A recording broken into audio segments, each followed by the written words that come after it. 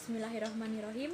Assalamualaikum warahmatullahi wabarakatuh. Perkenalkan, nama saya Faya Bunga Puspita, NIM 1705520044 dari kelas B1 Audit Bank. Di sini saya akan menjelaskan mengenai mengembangkan sistem pengendalian dan indikator keberhasilan pelaksanaan sistem pengendalian. Yang pertama, saya akan menjelaskan mengenai mengembangkan sistem.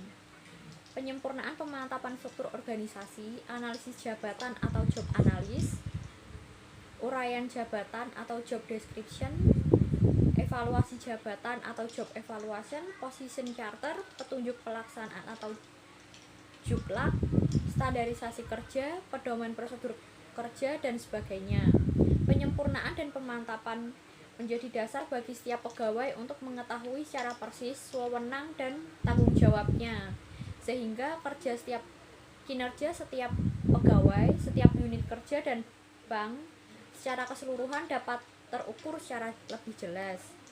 Beberapa prinsip pokok dari sudut sistem pengendalian internal untuk mengembangkan hal-hal tersebut adalah: yang pertama, adanya pemisahan fungsi secara tepat. Pemisahan fungsi memerlukan rencana organisasi yang baik, sederhana, fleksibel, dan menunjukkan garis wewenang dan tanggung jawab. Dalam konsep ini, pengendalian yang baik, perancangan organisasi harus berdasar pada fungsi. Apabila terjadi pelanggaran pada konsep fungsi ini, resiko yang ditanggung adalah sangat besar. Pemisahan fungsi bagi personil bank harus dilaksanakan secara konsisten. Namun, pada praktik, walaupun dalam bagan organisasi telah diatur secara jelas, sering terjadi pelanggaran karena kebijakan manajer bank yang menginginkan pekerjaan cepat selesai, tetapi mengabaikan aspek pengendaliannya. Adapun unsur pemisahan fungsi ini yang paling pokok adalah pemisahan fungsi. Yang pertama ada fungsi operasi, yang kedua fungsi penyimpan, yang ketiga fungsi pencatatan atau akuntansi. Dengan demikian diharapkan tidak ada seorang petugas bank atau suatu unit kerja di bank yang melakukan pekerjaan secara sekaligus dari awal sampai akhir, dan melakukan tugas operasi, juga menyimpan dan sekaligus membukukan. Khusus dalam organisasi cabang atau cabang pembantu sebuah bank secara lebih spesifik lagi, maka fungsi-fungsi ini dapat dibagi ke dalam: yang pertama fungsi pelayanan pada nasabah, yang kedua fungsi operasi atau pelaksanaan transaksi, yang ketiga fungsi perencanaan atau akuntansi. Berdasarkan fungsi-fungsi tersebut, organisasi cabang bank dapat dikategorikan menjadi: yang pertama fungsi pelayanan pada nasabah, antara lain adalah terdiri dari teller, customer service, relation officer, remedial atau penagihan dan penyelesaian kredit. Dan fungsi operasi atau pelaksanaan transaksi yang terdiri dari back office, transfer, trade service atau ekspor impor, clearing, general affair, sumber daya manusia. Dan yang terakhir fungsi akuntansi yang terdiri dari akuntansi keuangan, laporan keuangan, pengawasan data dan verifikasi, sistem informasi manajemen, dan teknologi informasi. Untuk koordinasi antar fungsi tersebut tetap diperlukan pembinaan yang baik. Pembagian tugas, tanggung jawab, dan wewenang harus tampak jelas di bagan organisasi, dan pedoman prosedur kerja serta dalam uraian jabatan masing-masing personil bank. Selanjutnya saya akan membahas mengenai skema dari suatu bank yang terdiri dari front office dan back office yang dikepalai oleh seorang manajer. Yang untuk front office, saya akan menjelaskan untuk front office terlebih dahulu. Yang pertama itu di bawah manajer ada sekretaris. Sekretaris membawahi relationship manager dan customer service manager. Untuk relationship manager, yang pertama membawahi relationship manager, yang kedua relationship manager senior, Dan yang ketiga relationship junior, yang keempat relationship manager junior, yang kelima relationship remedial. Dan untuk di bawah customer service manager terdapat head teller yang membawahi teller, dan teller. Untuk selanjutnya customer service juga ada customer service officer yang di bawahnya terdapat customer service check, dan customer information check. Untuk yang back office-nya terdapat internal control officer yang membawahi operational manager dan accounting dan informasi manager. Untuk operational manager di bawahnya terdapat domestic transaksi, lalu clearing dan trade service. Selanjutnya ada human resource development dan general affair. Untuk accounting dan information manager di bawahnya terdapat financial reporting dan data control dan EDP. Selanjutnya dari bagian di atas yang diambil sebagai contoh pada suatu organisasi kantor suatu cabang bank umum, tampak bahwa unsur fungsi menjadi dasar dari pembentukannya. Balok-balok organisasi yang tersusun telah memperlihatkan fungsi-fungsi utama yang ada di bank, yaitu pelayanan kepada nasabah, pelaksanaan transaksi, operasi, dan akuntansi. Selanjutnya balok organisasi itu dibagi ke dalam dua, yang sudah saya jelaskan tadi, front office dan back office, yang memilah organisasi dalam dua kelompok utama fungsi. Sebaiknya dalam penyusunan tata letak ruangan kantor juga diperhatikan unsur balok dan front office dan back office-nya, sehingga struktur organisasi juga terwujud secara fisik dalam penempatan pegawainya. Untuk menghindari kemungkinan penyimpangan, beberapa perlu diketahui acuan pemisahan tugas. Yang pertama, pemisahan tugas penyimpan aset dan petugas pembukuan. Yang kedua, pemisahan tugas otoritas transaksi dan dengan petugas penyimpanan aset. Yang ketiga, pemisahan tugas dalam fungsi akuntansi. Yang keempat, seorang pegawai tidak bertugas mencatat dari aslinya hingga membukukan pada buku besar. Yang kelima, pemisahan tanggung jawab operasional dan tanggung jawab pembukuan. Dengan demikian, tidak ada suatu pekerjaan yang dikerjakan oleh seorang pegawai dari awal sampai akhir secara sekaligus. Dalam pelaksanaannya seringkali terjadi tumpang tindih, mengingat kegiatan untuk pelaksanaan pada nasabah dianggap oleh manajemen menduduki posisi penting, sehingga fokus pada pekerjaan petugas bank adalah bagaimana pelayanan dapat dilakukan dengan cepat dan memuaskan nasabah. Akibatnya seringkali dijumpai pelanggaran. Pelanggaran bisa terjadi karena perangkapan tugas oleh satu petugas pada fungsi yang berbeda. Untuk membaca dengan baik kondisi ini, perlu dipahami bahwa cross utilization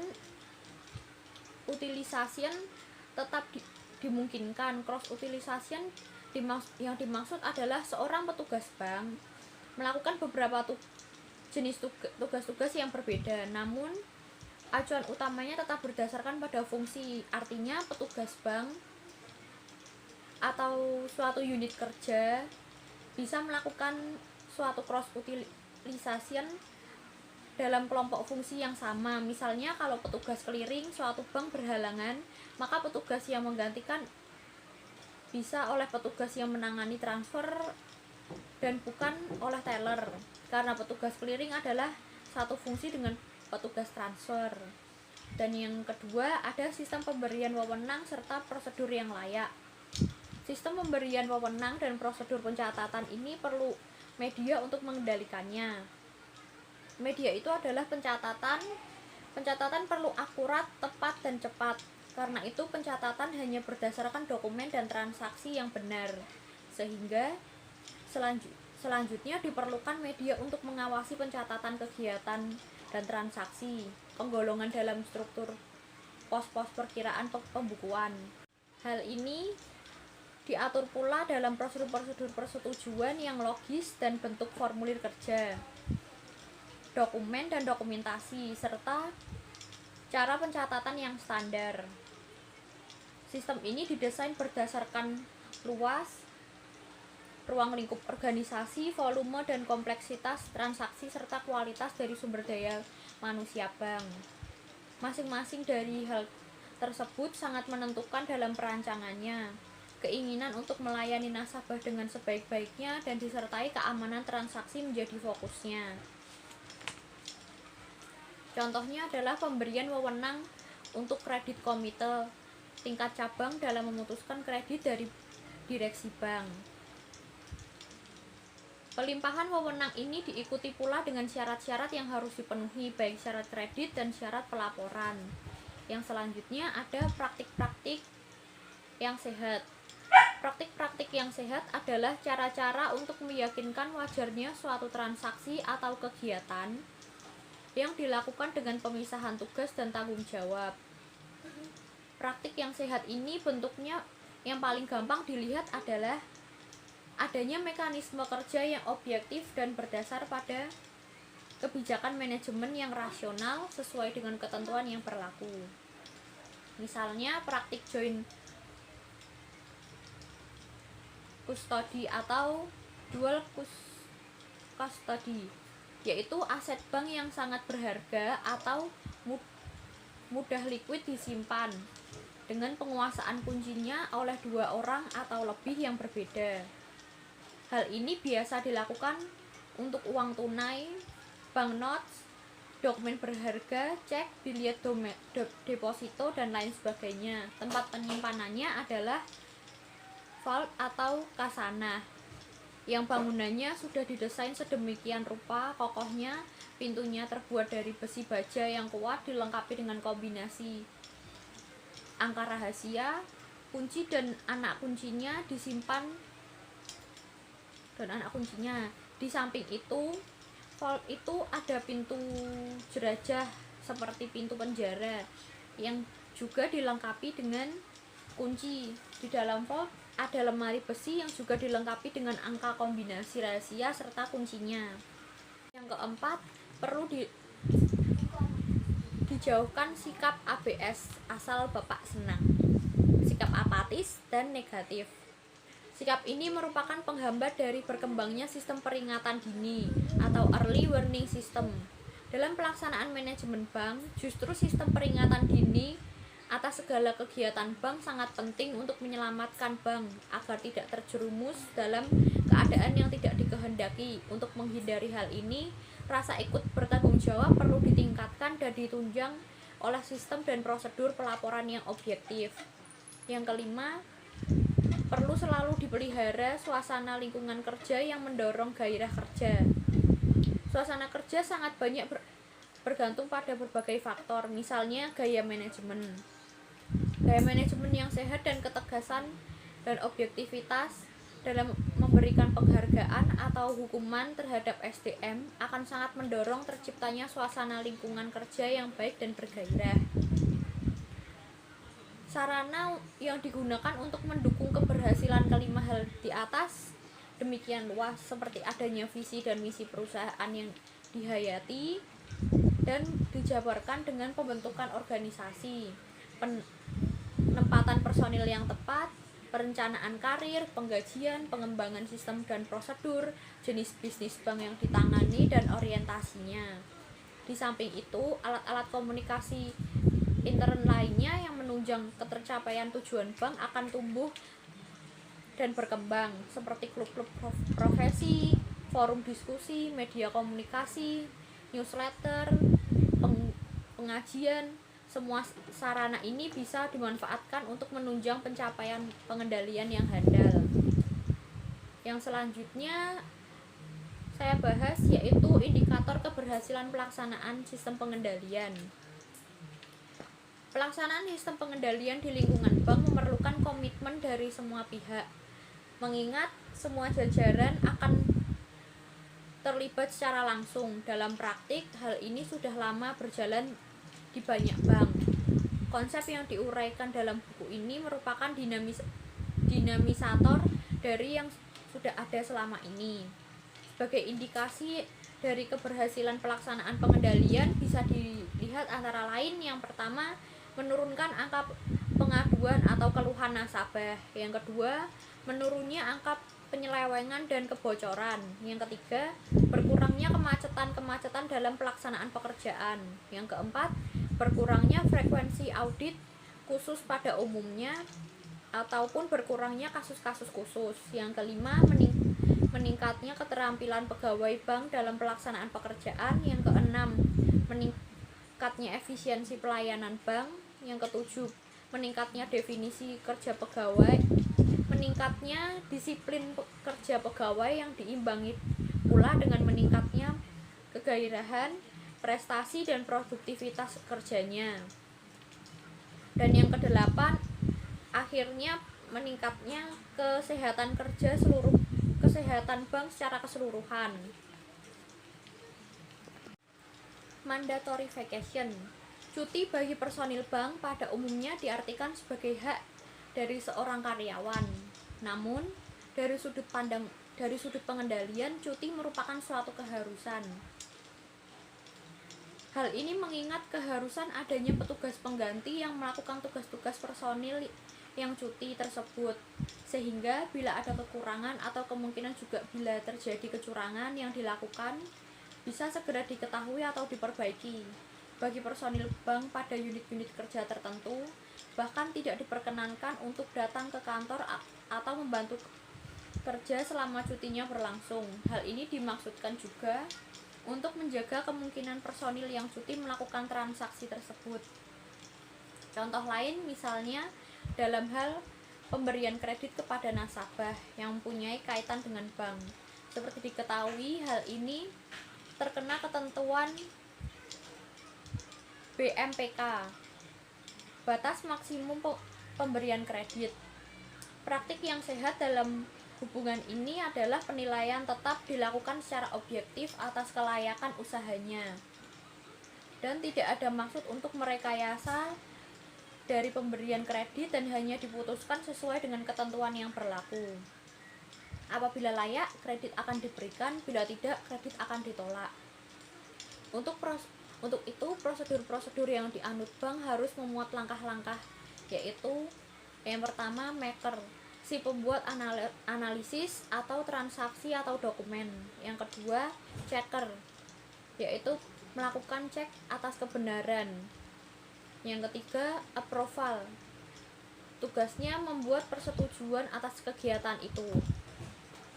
Konsep maker, checker, dan approval atas kegiatan dan transaksi bank bukan hanya harus dalam bentuk terbaginya kegiatan tersebut dalam bentuk manusia ataupun struktur organisasinya saja, namun juga proses ini perlu dilakukan oleh para staf, karyawan, maupun officer dan manajemen bank masing-masing secara individual agar tercapai kualitas dari pelaksana pekerjaan yang baik. Artinya setiap personil apabila melakukan tugasnya akan berfungsi sebagai maker, si pembuat, dan melaksanakan pekerjaan itu sampai selesai. Setelah selesai, sebelum menyerahkan laporan kepada atasannya, dia harus melakukan tindakan sebagai checker. Setelah yakin benar, dia melakukan approval untuk diserahkan pada atasannya melakukan fungsi maker, checker, approval yang serupa. Hal ini juga berlaku bagi penyelia, sehingga akan tampak adanya unsur yang pertama memberikan persetujuan atas suatu kegiatan atau transaksi, yang kedua pencatatan dari kegiatan tersebut, yang ketiga penyimpanannya. Yang jelas konsep ini diperlukan dilandasi oleh etikat yang baik dari para pengurus, manajemen, dan karyawan bank. Untuk yang selanjutnya, kualitas pegawai yang seimbang dengan tanggung jawabnya.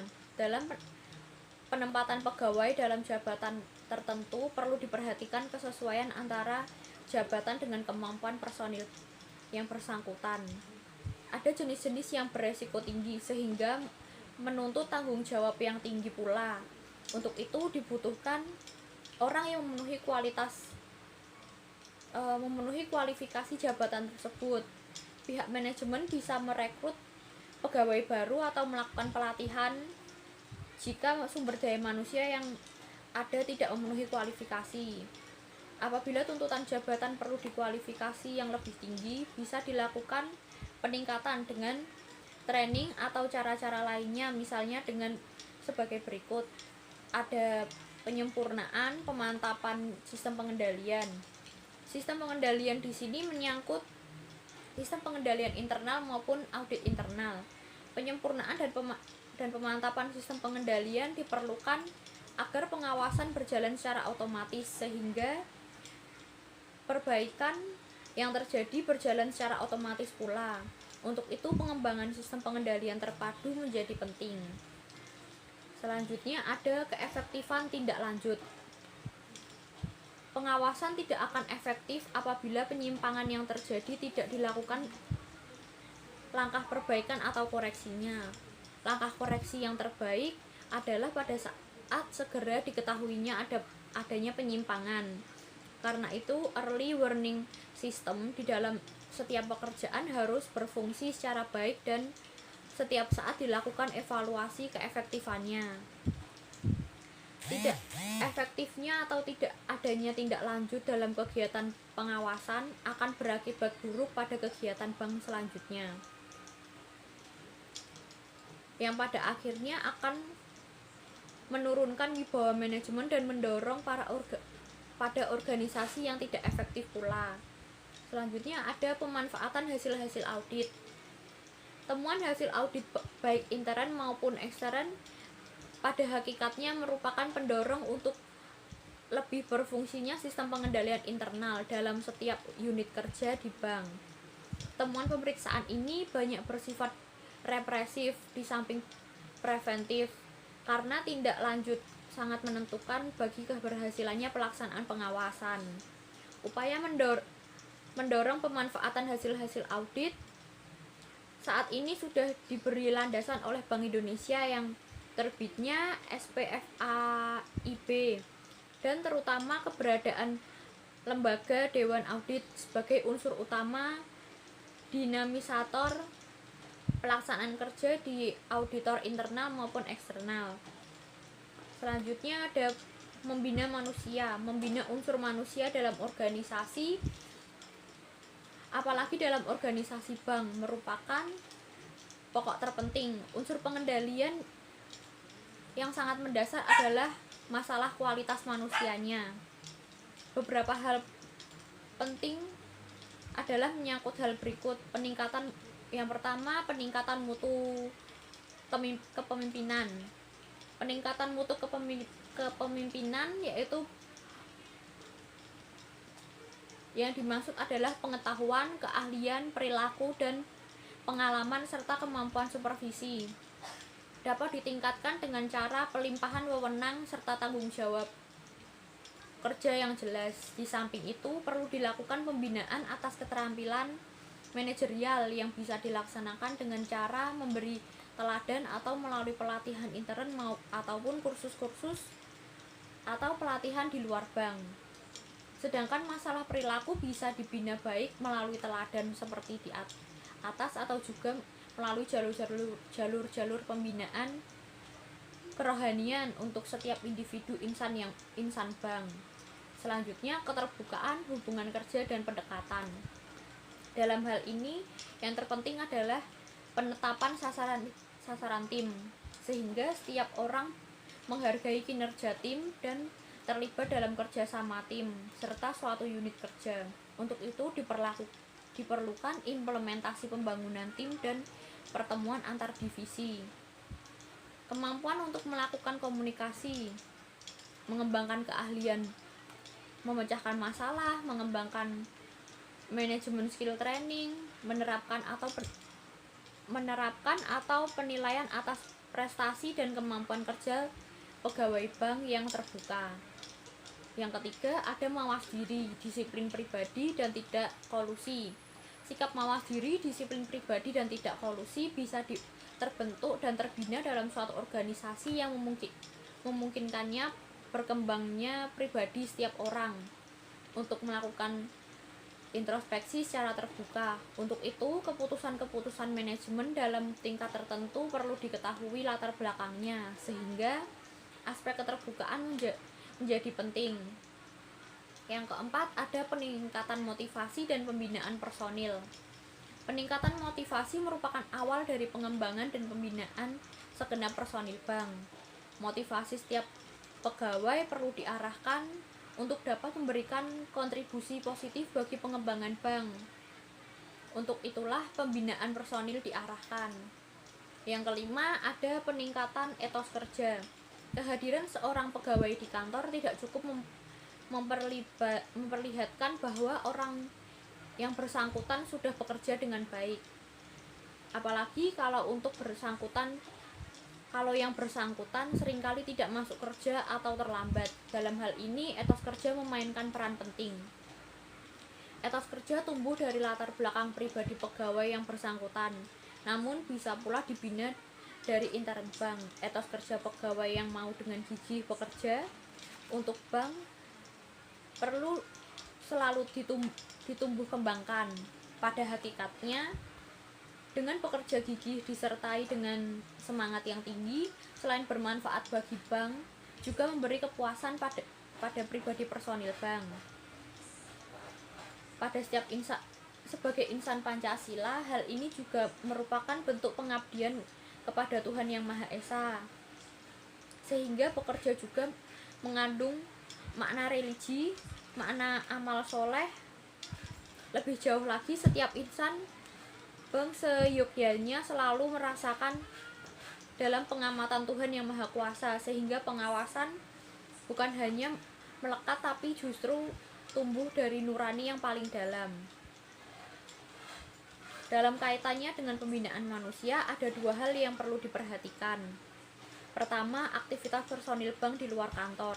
Aktivitas ini bisa bermakna positif bila menunjang kegiatan bank, baik secara langsung maupun tidak langsung. Aktivitas positif yang bisa dilakukan personil bank misalnya menjadi anggota klub bank, organisasi profesi bank, perkumpulan olahraga, dan lembaga sosial. Namun, kegiatan di luar bank bisa berdampak negatif meskipun pada awalnya kelihatan menguntungkan bank. Misalnya, bila personil bank melakukan bisnis dengan nasabah atau pihak lain dengan memanfaatkan bank, seringkali terjadi. Apabila timbul masalah, banklah yang akan menjadi korban. Selain itu, konsentrasi personil bank yang melakukan bisnis pribadi akan terpecah, sehingga sulit membenarkan hal ini. Yang kedua, mutasi atau rotasi personil. Dari sudut pengawasan, mutasi atau rotasi memiliki peran strategis. Bila personil bank ditempatkan pada pekerjaan yang sama secara terus-menerus dalam waktu yang lama, ia akan merasa jenuh. Akibatnya, prestasi kerjanya akan merosot. Selain itu, mutasi atau rotasi personil dilakukan untuk menghindari hal-hal yang tidak diinginkan. Seorang personil yang telah lama menempati pekerjaan tertentu dan mengetahui seluk-beluknya bisa saja melakukan kecurangan, misalnya menyembunyikan transaksi yang tidak sah atau berkolusi dengan nasabah. Mutasi dan rotasi harus direncanakan tertib, karena di samping menghindari kejenuhan, banyak manfaat yang diperoleh, yaitu penyegaran, menambah wawasan, pengalaman, dan pengetahuan baru. Selanjutnya ada aspek budaya. Aspek budaya atau kultur selain mendorong organisasi berjalan dengan baik bisa menjadi hambatan. Untuk itu perlu dilakukan upaya-upaya sebagai berikut. Yang pertama, perlu dihilangkan rasa ewuh-pekewuh, sungkan menyampaikan hal-hal yang jelek, negatif, atau tidak menguntungkan baik pada atasan maupun bawahan. Kurang berani menegur bila ada hal yang menyimpang, baik yang sudah efektif maupun yang masih potensial untuk menjadi hal yang kurang baik. Yang kedua, perlu dihilangkan persepsi negatif tentang pengawasan, audit, kontrol, maupun pengamanan. Untuk menghilangkan persepsi negatif ini, maka kegiatan pengawasan, audit, atau pengamanan atau security janganlah dilihat dari satu sisi saja dan dipertentangkan dengan pelayanan. Banyak anggapan bahwa bila pengawasan meningkat akan mengakibatkan pelayanan berkurang atau sebaliknya. Anggapan ini sangat salah, mengingat dalam aplikasinya sering ditemukan hal seperti ini. Adapun yang benar adalah setiap peningkatan pelayanan nasabah harus juga diikuti dengan peningkatan kegiatan audit, pengawasan, ataupun pengamanan. Sehingga setiap jenis pelayanan yang diberikan bank selalu dalam kondisi efektif, efisien, ekonomis, lancar, aman, dan tertib. Contohnya adalah apabila bank ingin melayani nasabah untuk melakukan transaksinya selama 24 jam terus-menerus, maka tentu bank akan mengevaluasi secara dalam sebelum menerapkannya. Apabila dievaluasi secara mendalam, tentu akan ada beberapa pilihan, apakah memang akan dibuka kantornya selama 24 jam terus-menerus atau akan dipasang mesin ATM agar tetap bisa melayani dengan baik. Apabila diputuskan memasang mesin ATM, tentunya perangkat teknologi ini perlu dikuasai, pemahaman dan pengelolaannya oleh personil bank dengan baik yang meliputi seluruh aspeknya, termasuk aspek keamanan dan pengawasan. Yang ketiga, perlu selalu ditingkatkan dan dipelihara rasa ikut tanggung jawab. Rasa bertanggung jawab ini bisa ditumbuhkan dari rasa ikut memiliki, bahwa personil bank yang merupakan kekayaan utama bank perlu dihargai kerjanya dan prestasinya. Apabila masih ada kekurangan, rasa tanggung jawab akan mengangkat prestasi personil itu untuk berusaha lebih baik lagi. Dan yang keempat, perlu dijauhkan sikap ABS asal Bapak senang, sikap apatis dan negatif. Sikap ini merupakan penghambat dari berkembangnya sistem peringatan dini atau early warning system. Dalam pelaksanaan manajemen bank, justru sistem peringatan dini atas segala kegiatan bank sangat penting untuk menyelamatkan bank agar tidak terjerumus dalam keadaan yang tidak dikehendaki. Untuk menghindari hal ini, rasa ikut bertanggung jawab perlu ditingkatkan dan ditunjang oleh sistem dan prosedur pelaporan yang objektif. Yang kelima, perlu selalu dipelihara suasana lingkungan kerja yang mendorong gairah kerja. Suasana kerja sangat banyak bergantung pada berbagai faktor, misalnya gaya manajemen yang sehat dan ketegasan dan objektivitas dalam memberikan penghargaan atau hukuman terhadap SDM akan sangat mendorong terciptanya suasana lingkungan kerja yang baik dan bergairah. Sarana yang digunakan untuk mendukung keberhasilan kelima hal di atas demikian luas, seperti adanya visi dan misi perusahaan yang dihayati dan dijabarkan dengan pembentukan organisasi, penempatan personil yang tepat, perencanaan karir, penggajian, pengembangan sistem dan prosedur, jenis bisnis bank yang ditangani, dan orientasinya. Di samping itu, alat-alat komunikasi intern lainnya yang menunjang ketercapaian tujuan bank akan tumbuh dan berkembang, seperti klub-klub profesi, forum diskusi, media komunikasi, newsletter, pengajian. Semua sarana ini bisa dimanfaatkan untuk menunjang pencapaian pengendalian yang handal. Yang selanjutnya saya bahas yaitu indikator keberhasilan pelaksanaan sistem pengendalian.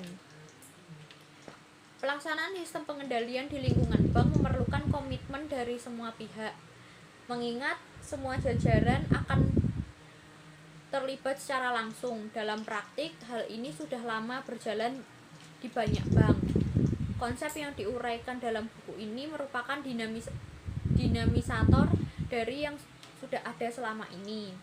Sebagai indikasi dari keberhasilan pelaksanaan pengendalian bisa dilihat antara lain: yang pertama, menurunkan angka pengaduan atau keluhan nasabah. Yang kedua, menurunnya angka penyelewengan dan kebocoran. Yang ketiga, berkurangnya kemacetan dalam pelaksanaan pekerjaan. Yang keempat, berkurangnya frekuensi audit khusus pada umumnya ataupun berkurangnya kasus-kasus khusus. Yang kelima, meningkatnya keterampilan pegawai bank dalam pelaksanaan pekerjaan. Yang keenam, meningkatnya efisiensi pelayanan bank. Yang ketujuh, meningkatnya definisi kerja pegawai. Meningkatnya disiplin kerja pegawai yang diimbangi pula dengan meningkatnya kegairahan, prestasi dan produktivitas kerjanya.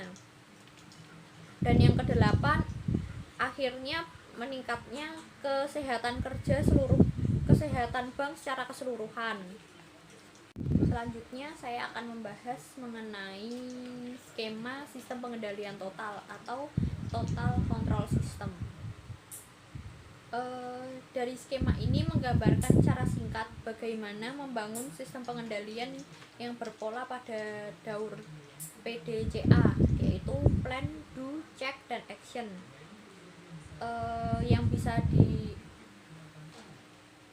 dalam step ini dilakukan oleh segenap organisasi bank, baik level top manager, middle manager, dan lower manager. Bagian sistem ini berjalan top manager berdasarkan masukan yang diperoleh dari berbagai sumber, baik intern maupun ekstern banknya, merumuskan presiden letter dalam rangka pengembangan banknya tersebut, menjabarkan lebih jauh pada rencana jangka panjang, misalnya 5 tahun, selanjutnya dijabarkan dalam rencana kerja tahunan dan anggarannya. Program dan anggaran ini dijabarkan lebih lanjut oleh tingkat manajemen di bawahnya dalam bentuk yang lebih rinci dan operasional, dalam bentuk anggaran tahunan, dan dalam bentuk yang pertama rencana strategik, yang kedua bagan asosiasi, yang ketiga meja titik kendali, yang keempat rencana kegiatan. Dengan menggunakan alat-alat itu, maka aktivitas dilaksanakan secara periodik, yaitu mingguan, bulanan, triwulan, ataupun tahunan. Kegiatan ini selalu dibandingkan dengan mengukur pencapaian dari rencana, atau bila terjadi deviasi dilakukan revisi untuk penyempurnaannya. Hal ini dilakukan oleh setiap tingkatan manajemen. Setiap tahun dilakukan review yang menyeluruh untuk melihat kinerja secara keseluruhan dan penyusunan rencana pada periode selanjutnya. Sekian yang dapat saya jelaskan dari presentasi saya. Bila ada kurang atau kesalahan kata, saya mohon maaf. Assalamualaikum warahmatullahi wabarakatuh.